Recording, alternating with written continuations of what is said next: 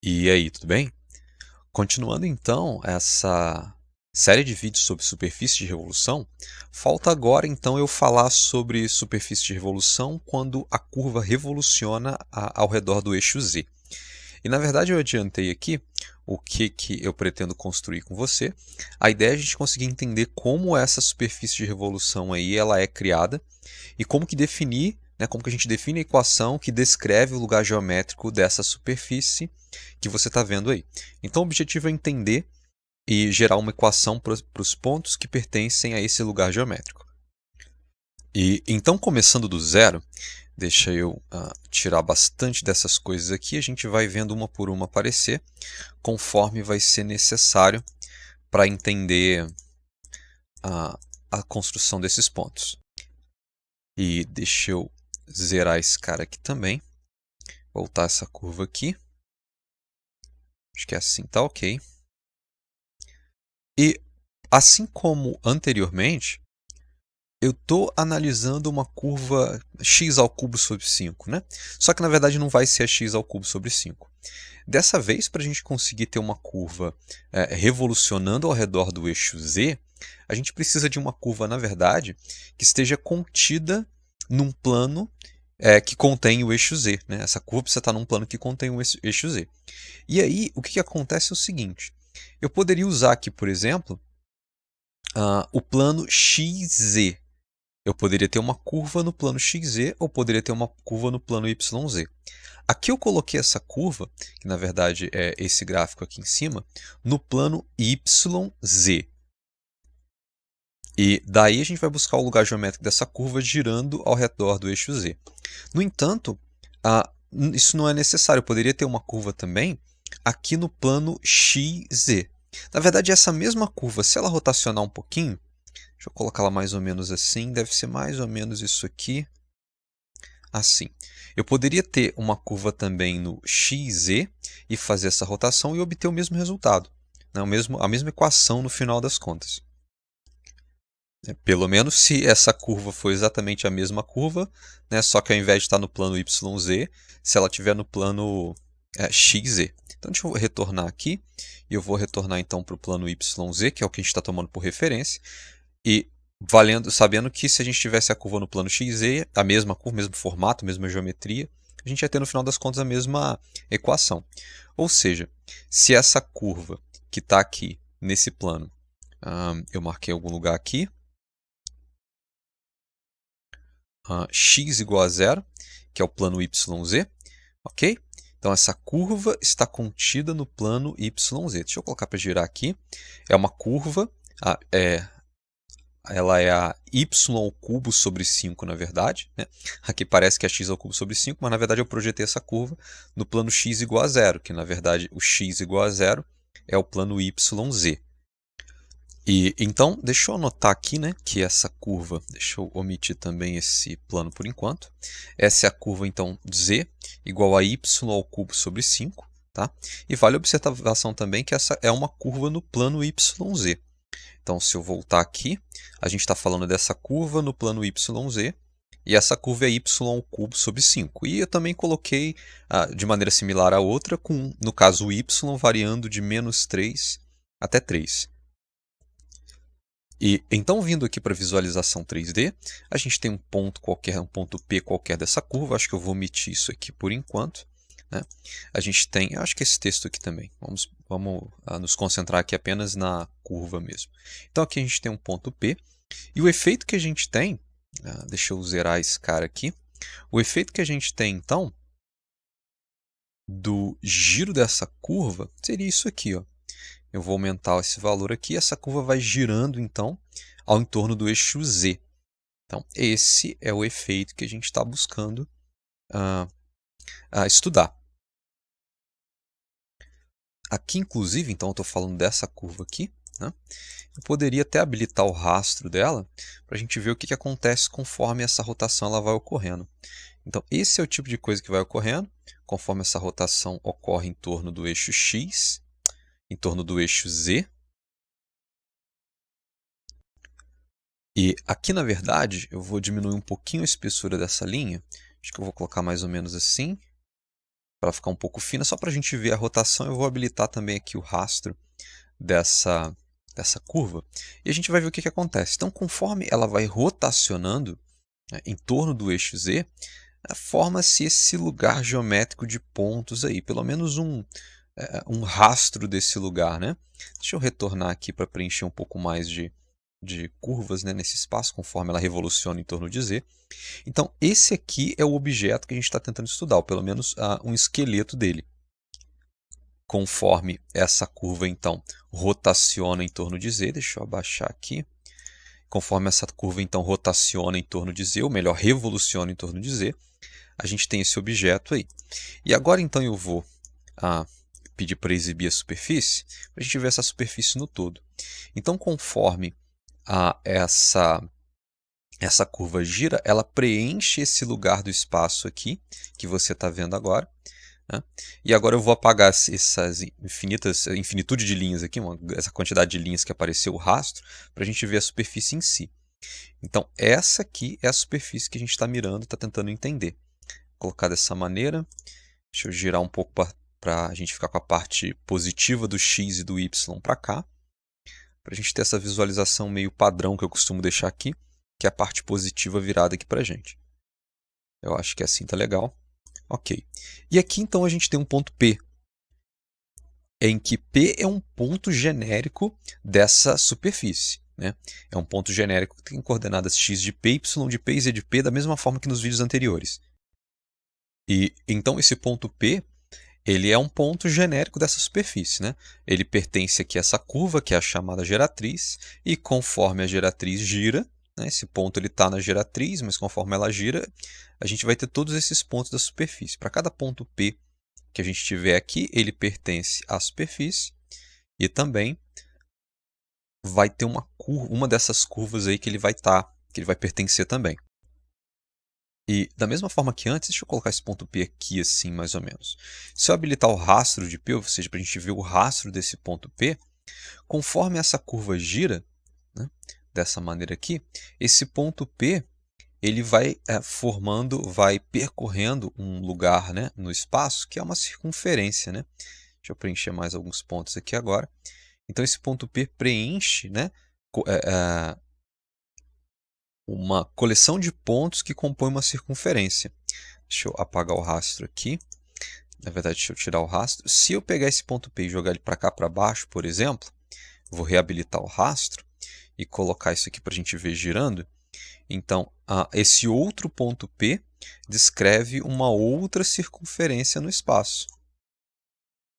Está aqui. Esse outro ponto P, né? Conforme ele revoluciona em torno de Z, descreve uma outra circunferência no espaço. Então, como a gente fez anteriormente, né, a gente vai pegar esse ponto P, a gente sabe agora então que isso acontece, e vai analisar o que vai acontecer nesse espaço 3D e como que a gente pode definir uma equação para esses infinitos pontos. Então, a gente vai ter infinitas dessas circunferências, né, no espaço, todas elas juntas, uma outra maneira de interpretar, né, todas elas juntas formam essa superfície de revolução que a gente está estudando agora. E então agora eu vou omitir essa superfície. Eu posso também agora apagar o rastro desse ponto P. Deixa eu dar um zoom aqui para a gente ver. Então a gente tem esse ponto P, vou chegar ele um pouquinho mais para cá, assim mais ou menos, e a gente quer determinar as coordenadas, visualizar as coordenadas desse ponto P no espaço.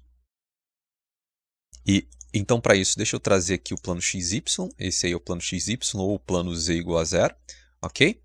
E agora as retas para a gente poder identificar as coordenadas desse ponto. Da mesma forma que antes, eu vou fazer o seguinte, eu vou passar essa reta, que é perpendicular ao plano XY e passa por P, que é essa reta aqui, certo? Então, essa reta ela é perpendicular ao plano XY passando por P. Então, quando essa reta bater lá no plano XY, a gente vai ter esse ponto aqui que eu estou chamando de P'. Esse ponto P' é a projeção de P sobre o plano XY. E ok, então, para esse ponto P'. E lembrando que o ponto P' ele tem as mesmas coordenadas x e y do ponto P, mas a coordenada z dele é igual a 0, porque afinal de contas ele está no plano XY, que é o plano z igual a 0. Da mesma maneira, eu quero enxergar essas coordenadas desse ponto P'. Então, vou fazer o seguinte, eu vou traçar essa reta aqui, que é perpendicular ao eixo Y, passando por P', né? Então, ela vai, quando essa reta intersectar o eixo Y, a gente vai ter esse ponto aqui, que é o Y do ponto P, que também é o Y do ponto P', né? Esse ponto aqui é a coordenada Y desse ponto P, e também a coordenada y do ponto P', porque eles têm a mesma coordenada. Se você enxergar, por exemplo, da perspectiva do plano XY, você vai ver que o P fica sobre o P', deixa eu tirar aqui, o P fica exatamente sobre o P', ó, exatamente sobre o P', e daí a coordenada y deles vão ser a mesma, tanto do P quanto do P'. Então, se eu voltar aqui então, para a perspectiva 3D, deixa eu girar aqui um pouco para a gente ver assim, eu vou poder aplicar a mesma ideia aqui, que essa reta aqui é a reta que passa pelo P', mas é perpendicular ao eixo X, e essa reta vai me permitir enxergar esse ponto aqui, que é o X do ponto P, que é o X do ponto P, mas que também é o X do ponto P', que, como foi dito, mais uma vez, esses dois pontos, tanto P quanto P', têm o mesmo X e o mesmo Y. Retornando então, visualização 3D, está aqui o plano XY, caso você tenha alguma ideia. Essa construção aqui, Y de P, X de P e P', né, eles estão, essa construção, esses três pontos são coplanares, eles estão no plano Z igual a zero. E, por fim, deixa eu tirar esse plano aqui então, se eu passar agora então a reta que passa por P, por esse ponto aqui, mas é perpendicular ao eixo Z, eu vou ter essa reta aqui, certo? E a interseção dessa reta com, deixa eu trocar esse ponto de lugar aqui, botar ele aqui mais ou menos, a interseção dessa reta com o eixo Z vai deixar para a gente bem claro a coordenada Z desse ponto P, né? Então, nesse caso aqui, ela não é zero. O ponto P' sempre tem coordenada Z igual a zero, e para esse ponto P aqui, não, ele não necessariamente tem coordenada Z igual a zero. E da mesma maneira que nos vídeos anteriores, vamos dar uma checada nesses segmentos, né? Esse segmento aqui, por exemplo, que acabou de aparecer aqui, esse segmento, ele na verdade é o segmento que tem o tamanho do y desse ponto P. Nesse caso, né, o tamanho dele é y de P, se esse y for positivo, né? Ou caso esse ponto tenha coordenada y negativa, né? Esse tamanho aqui vai ser o negativo da coordenada y. Em outras palavras, esse tamanho aqui ele é o módulo, né, de y de P. Mesma maneira que foi explorada nos outros vídeos. E assim como antes, esse outro segmento aqui que eu acabei de destacar, esse tamanho aqui ele é o x de P, se o x de P for positivo, né? E esse tamanho vai valer menos x de P, se o x de P for negativo, que nesse caso, né, o x de P aqui nesse caso está na parte negativa deste x, então esse tamanho vai ser o negativo do x de P, ou em outras palavras, esse tamanho é o módulo de x de P. Como foi explorado nos outros vídeos, não tem nenhuma novidade aqui.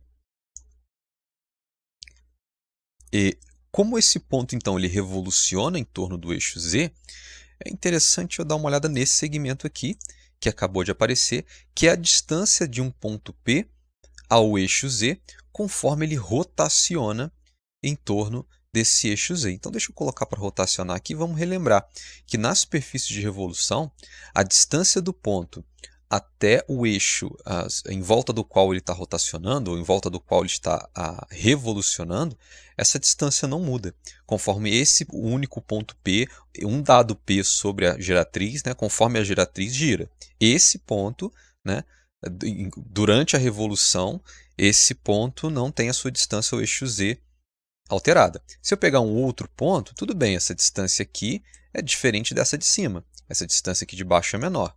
Mas quando você pensa nesse ponto, fixa esse ponto na sua cabeça, e então a curva gira, né? Esse ponto que está girando ali, que é o Px de P, Y de P e Z de P, a distância dele ao eixo Z não vai mudar. Ok?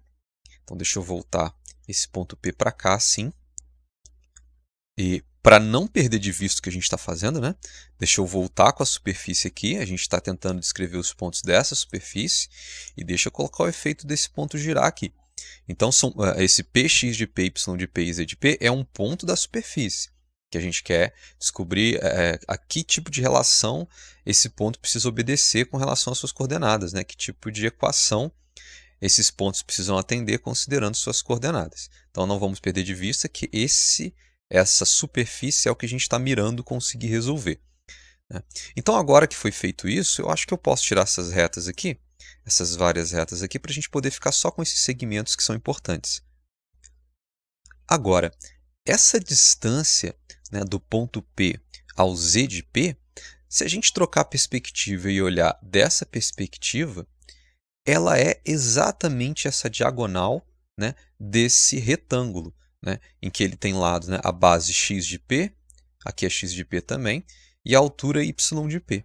Ou, se você preferir, desse triângulo retângulo aqui, né, que tem um cateto sendo x de P, aqui, esse cateto aqui sendo x de P, um cateto sendo y de P, e a hipotenusa sendo essa distância do ponto P ao eixo Z, né?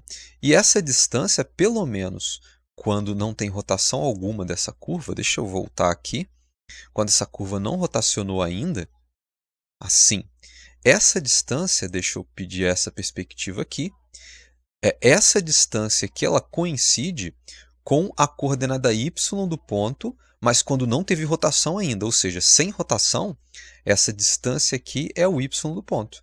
Ou seja, quando o x é igual a zero, né? Quando o x é igual a zero, ou seja, a gente está nesse plano x igual a zero, está aqui o plano x igual a zero.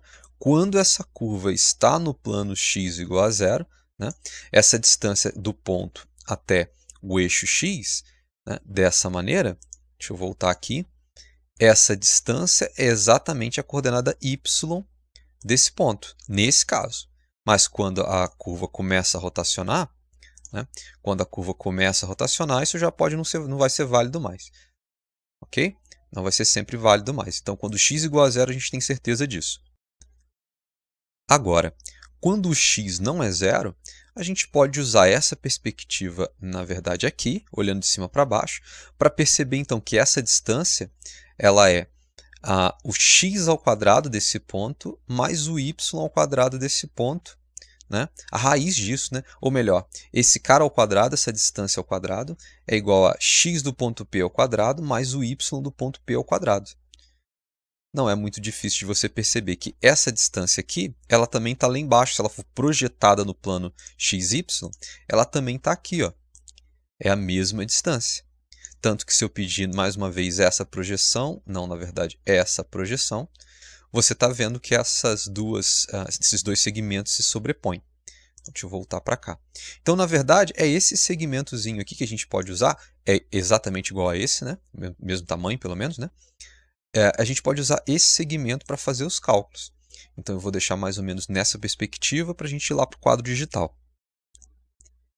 Então, deixa eu voltar esse rastro aqui. Então, é essa distância também que define o raio dessa circunferência que esse ponto P descreve no espaço. Tá vendo? Essa distância não muda. Ela é a mesma e ela meio que define o raio dessa circunferência que se forma no espaço conforme esse dado ponto P ele gira. E, enfim, deixa eu dar um zoom out aqui para apagar esse rastro. Eu posso tirar o rastro desse ponto. Então, eu vou usar essa perspectiva aqui, talvez um zoom um pouco maior, mais ou menos assim, para a gente poder calcular e estimar essa equação, né? Ter uma resposta para a equação dos pontos que que estão nesse lugar geométrico. Vindo aqui, então, para o quadro digital, eu vou colar essa imagem aqui para a gente poder desenvolver a equação. E não é muito difícil. Aqui, então, nesse trecho aqui, a gente tem o y do P. Aqui, a gente tem o x do ponto P. E essa aqui é a distância que a gente está tentando determinar. Essa distância aqui. E é basicamente isso que a gente tem que observar. E aqui é fácil. Esse ângulo aqui ele tem que ser um ângulo de 90, né? Porque a gente está falando aí de segmentos paralelos aos eixos x e y. Então deixa eu diminuir um pouquinho esse desenho aqui, Ficar um pouco mais fácil para poder incluir mais coisas aqui na tela. E também eu vou colar aqui a visualização 2D, né? Quando a gente olha para o eixo Y, que está em verde, e o eixo Z, que está em azul. E agora, esse triângulo aqui é o triângulo, deixa eu copiar esse triângulo aqui, é o triângulo que a gente quer desenvolver a ideia, né? É esse cara aqui, ele está em perspectiva, então deixa eu consertar. A gente pode olhar ele dessa maneira, assim. E aqui a gente tem o x do ponto P. E como eu já expliquei no outro vídeo, se o x for negativo, esse tamanho seria o menos o x do P. Ou seja, a gente teria um módulo, né, desse valor. Aqui a gente tem então o y do P. E também, mais uma vez, se esse valor for negativo, o tamanho seria o negativo do y do P. E aqui então, a gente tem a tal distância que a gente está tentando determinar. Está tentando entender. E vale lembrar também, né, vamos relembrar, esse ângulo aqui ele é um ângulo de 90 graus. E então a gente tem aqui já a coordenada x, já tem a coordenada y, e eu acho que está faltando alguma relação envolvendo a coordenada z. E essa relação a gente encontra aqui. Essa curva, bom, essa curva aqui, ela é a curva de equação z é igual a y ao cubo sobre 5. Lembrando que aí com o y variando de menos 3 a 3. E está aqui então z, y ao cubo sobre 5. Mas o que foi dito também é que essa distância aqui ela não muda, não é? Conforme esse ponto ele revoluciona em torno do eixo z. Mas a coordenada y ela vai mudar. Então, não só está faltando aqui uma descrição envolvendo a coordenada z, como esse y aqui não é uma boa referência. Então, eu vou fazer o seguinte. Eu vou escrever o seguinte, que 5z é igual a y ao cubo. Então, eu vou ficar com y é igual a raiz cúbica de 5z. E, na verdade, esse é o raio da circunferência que o ponto descreve. Essa é a distância que a gente está tentando determinar aqui. Essa é a distância. Então, eu vou poder escrever da seguinte maneira. Aqui a gente tem esse triângulo retângulo. Essa distância, então, ela é, na verdade, raiz cúbica de 5z. Raiz cúbica de 5z. E, então, deixa eu chegar isso um pouco para baixo. Para um ponto P de coordenadas x de P, y de P e z de P, vai ser válido aqui, então, que o x de P ao quadrado mais o y de P ao quadrado vai ser igual a raiz cúbica de 5z ao quadrado para esse nosso caso. E, de maneira mais geral, aqui o que a gente tem é que o y é uma função de z. O y é f de z. E, na verdade, é isso que a gente vai precisar. Fazendo o y igual a uma f de z, eu posso, de maneira geral, escrever que aqui a gente vai ter uma f de z ao quadrado. A gente vai ter essa relação aqui para uma função, z igual a z, y, na verdade, né, f de z. A gente vai ter essa relação. Ou para diminuir um pouco essa quantidade de parênteses, eu posso simplesmente colocar assim, f ao quadrado de z. E essa aqui, então, enfim, é a forma que se espera de uma função y igual a f de z em torno de OZ. Então, em torno de OZ. Ou seja, revolucionando, deixa eu botar aqui, revolucionando em torno de OZ. Então, essa aqui é a forma geral que a gente vai ter para essa superfície. E, para o nosso caso em particular, então, em particular, para essa função que a gente está olhando, em particular, com f de z igual a, então, no nosso caso é raiz cúbica de 5z, e a gente tem menos 3 menor que y menor que 3. Então, essa nossa função vai ser... e falta uma correção aqui. Então, isso aqui é a expressão para um ponto P, que tem coordenadas x de P, y de P e z de P. Em geral, o que a gente faz não precisa exibir esse P, x, y, z. E aqui essa fórmula aqui embaixo, na verdade, aqui vai ser o x, aqui vai ser o y. Né? Aqui, na verdade, eu deveria ter escrito z de P, né? mas agora que já está ajustado com esse zzinho pequeno aqui. E então, para esse nosso caso, pode ser interessante eu modificar nesse triângulo aqui também, né? O x de p, y de p. Eu posso colocar aqui já x e aqui y, lembrando daquela informação, né, de que se o x ou y forem negativos, a gente pensa no módulo, né, com essa interpretação de distância, mas que quando você eleva ao quadrado não faz muita diferença. Então a gente vai ter aqui então x ao quadrado mais y ao quadrado é igual a f de z, que é raiz cúbica de 5z ao quadrado, raiz cúbica de 5z ao quadrado, que dá então x ao quadrado mais y ao quadrado é igual a 5z elevado a 2/3. 5z elevado a 2/3. E a observação também é que já que aqui a gente está desenvolvendo uma fórmula geral, né, uma regra geral, aqui pode ser interessante. Então, nesse caso, a nossa função era a raiz cúbica de 5z, né? Mas aqui, de maneira mais genérica, eu posso escrever como a f de z, né? Dependendo da função que você tem, que está revolucionando em torno do eixo z. E então, voltando para cá, bem, a gente sabe que o y está dentro desse intervalo de -3 a 3. Né? Aqui, como isso está igualado a uma função de z, é interessante saber quais os limites de z. E como a gente tem essa função aqui, ó, na verdade, deixa eu trocar a caneta, essa função aqui, a gente sabe que o z é igual a y ao cubo sobre 5. Bem, e já que a gente sabe que o y vai de -3 a 3, então a gente sabe que o z é y ao cubo sobre 5, correto? Então, se o y for igual a -3, então, se o y for igual a -3, então, o z vai ser igual então, a -3 ao cubo sobre 5, que vai dar -27/5. E quando o y for igual a 3, a gente vai ter o seguinte, o z vai ser 3 ao cubo sobre 5, que vai dar então a 27/5. E para essa função, como essa nossa função especificamente, ela é uma função que é crescente, ela só cresce, só aumenta de valor nesse intervalo, né? Fica bem claro para a gente que o menor valor possível, né, para o z vai ser o -27/5, e aqui o maior valor possível para o z vai ser o 27/5 que está aqui embaixo. Bom, então a gente sabe esses limites aí para o z, e eu vou escrever isso aqui então nessa equação.